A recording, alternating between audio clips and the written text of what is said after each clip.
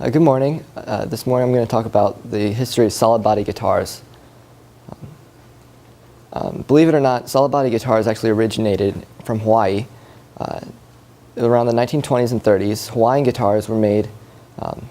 They're the first ones to be completely dependent on being amplified. The acoustics were just not there. This is the picture here. Is one of the first. It's called the frying pan. It's one of the first guitars that needed to solely be amplified to be heard. It's not a solid body, but it's not an acoustic either. It's kind of weird. But the big thing at the time were pickups, trying to figure out how to get the sound amplified.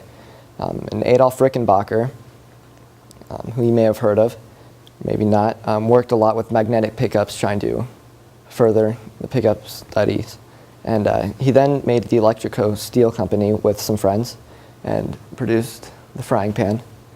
And so that all came from Hawaii. And then Les Paul, who was also very interested in pickups, started to realize that there were feedback problems with making acoustic electrics. And he said that the only way to solve the problem with feeding back was to put it on a solid body where the sound can't bounce back and forth in between. Nobody really kind of wanted to take him up on the offer, so he went by himself and made what he called the log.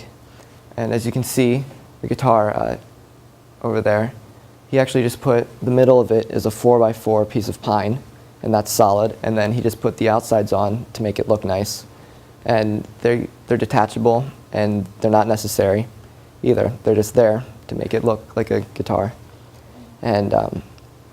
And this was a big invention because it stops feeding back, and also they found out that the sustain on it was greater because it was heavier.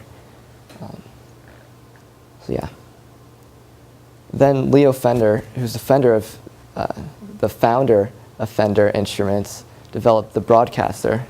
This is a picture of one of the first Broadcasters ever made. The serial number I saw was 27.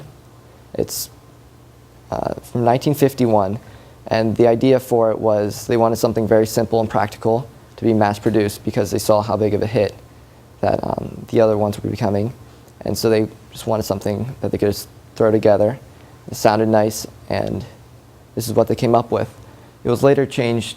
The name was changed to Telecaster because there was a lawsuit over the name Broadcaster, and another big invention of the time, or big thing in the 50s, was television. So they named it the Telecaster. But Gibson was not that far behind. They saw the success of the Broadcaster, the Telecaster, and they had to act swiftly because they're competitors.